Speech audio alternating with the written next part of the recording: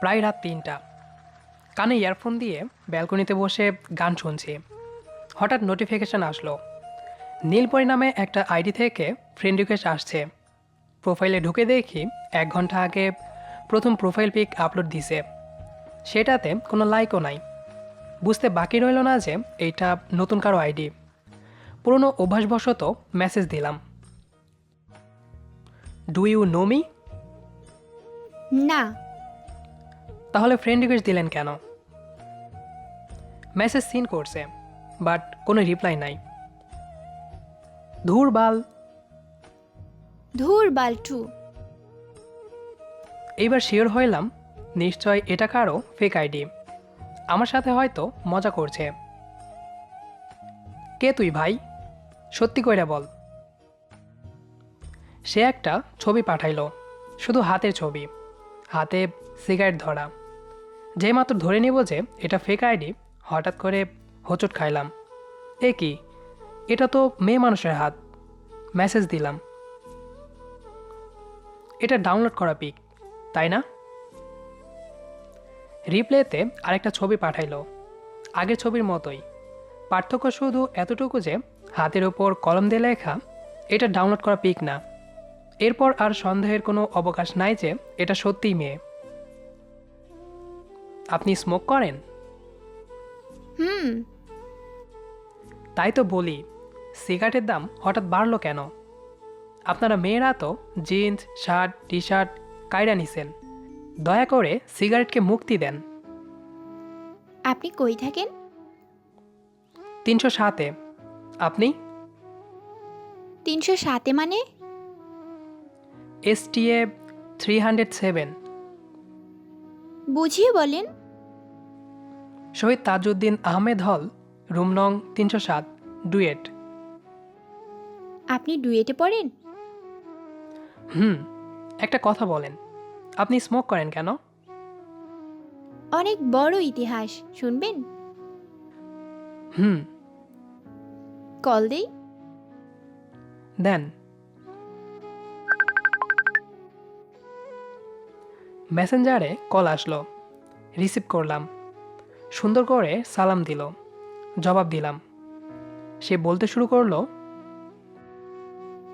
আমার নাম জাকিয়া, বাসা বিবাড়িয়া, বাবা মায়ের একমাত্র মেয়ে, পড়াশোনা করছি এশিয়ান স্পেসিফিকে।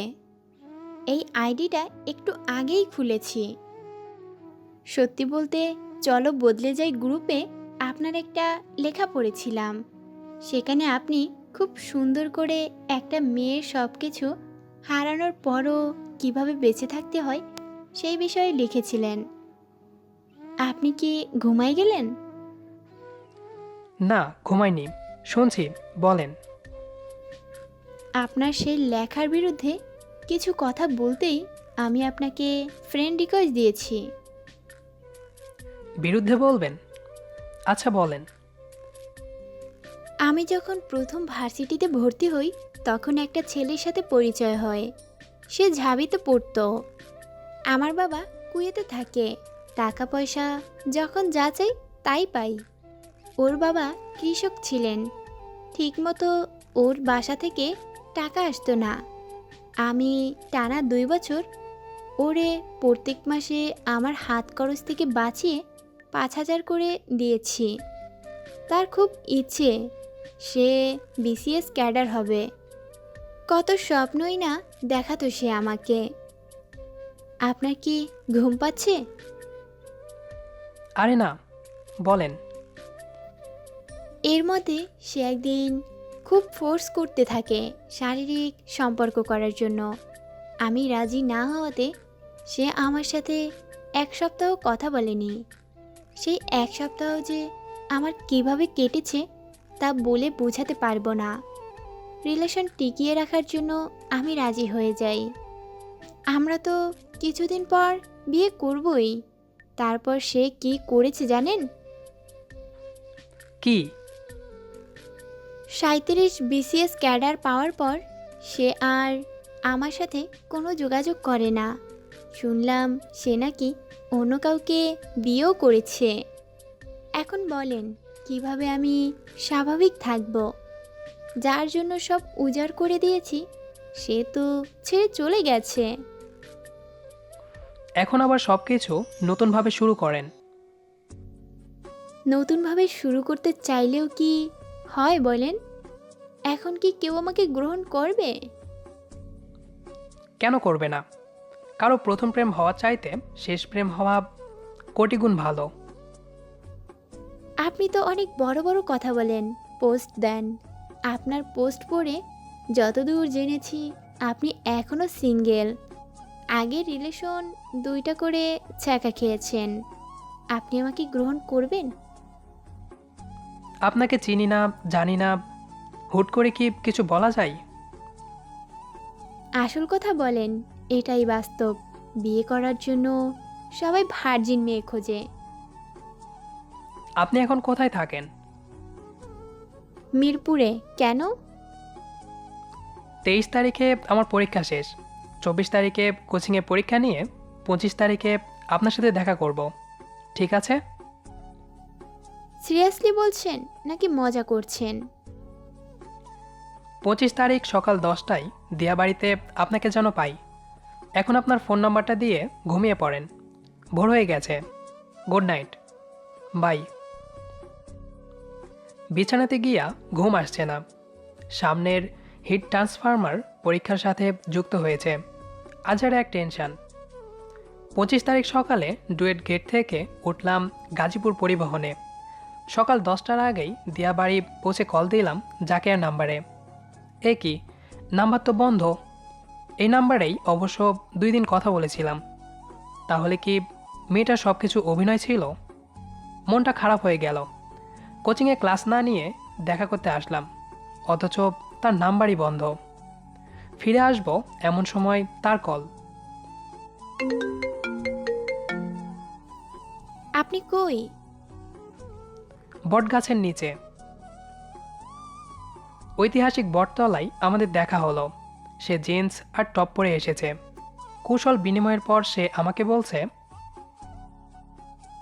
আপনি কি সত্যি আমাকে গ্রহণ করবেন? আচ্ছা, সেটা পরে দেখা যাবে। এখন চলেন ফুচকা খাই। ফুচকা না, অন্য কিছু খাবো। সাথে আসেন। তার সাথে গেলাম। একটা চায়ের দোকানে নিয়ে গেল আর বলল, এই মামা, 2টা ব্যঞ্জন দেন আর 2টা রং চা করেন। আপনি তো বড় বেয়াদব, আমার সামনে সিগারেটের কথা বলছেন। রাগ করলেন? 2টা সিগারেটই আমি আপনার জন্য চাইছি। তাহলে ঠিক আছে। আপনার ফোনটা একটু দেখা যাবে? ফোনের কি দেখবেন? কথা দিচ্ছি লক খুলবো না। আমি ফোনটা তার দিকে বাড়িয়ে দিলাম। আপনার ফোনে দেখি চার্জ নাই, আর ওয়ালপেপারে পাখির পিক কেন? আপনি হয়তো জানেন না, আমি পাখি খুব ভালোবাসি। আর আমার ফোনের সমস্যা, চার্জ থাকে না ঠিক মতো। এই প্যাকেটটা রাখেন। বলে সে আমার দিকে একটা প্যাকেট এগিয়ে দিল। ভেতরে কি আছে জিজ্ঞেস করলে সে বলল, রুমে গিয়ে খুলে দেখবেন। কারোর সাথে প্রথম দেখা হলে যে কিছু দিতে হয় তা আমার মাথায় ছিল না। নিজের কাছে নিজেকে খুব বোকা মনে হলো। সেদিনের মতো রুমে এসে প্যাকেট খুলে দেখি তার মধ্যে একটা মোবাইল। মোবাইলটা দেখার পর এত খুশি হইলাম যা ভাষায় প্রকাশ করতে পারবো না। কল দিলাম। আপনি আমাকে মোবাইল দিছেন কেন? আপনি কোথাও লাইক কমেন্ট করলে সেটা যে আপনার ফেসবুক ফ্রেন্ডরা দেখতে পারে, এইটা কি ভুলে গেছেন? মানে? আপনি গত 1 মাস যাবৎ এই ফোনের দাম জিজ্ঞেস করছিলেন একটা পেজে, তাই ভাবলাম আপনাকে ফোনটা গিফট করি। দাম বেশি না, 2150 টাকা। সত্যি কথা বলতে এই ফোনটা আমার খুব পছন্দ হয়েছিল। কখনো ভাবিনি ফোনটা এইভাবে আমার কাছে আসবে। ধন্যবাদ দেওয়ার ভাষা আমার নেই।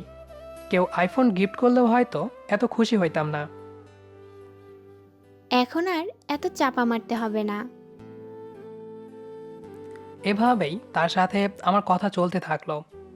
সারাক্ষণ মনের মধ্যে বাজতে থাকে, তোমরা কাউকে ভুলো না, কাউকে বলো না। এই তো প্রথম একটি মেয়ে আমার প্রেমে পড়েছে, পাগল করেছে আমায়, জাদু করেছে। পড়েছি ভালোবাসায়, আর কে আমাকে পায়, আমি এবার পার্কে ঘুরবো, কখনো বা সিনেমায়।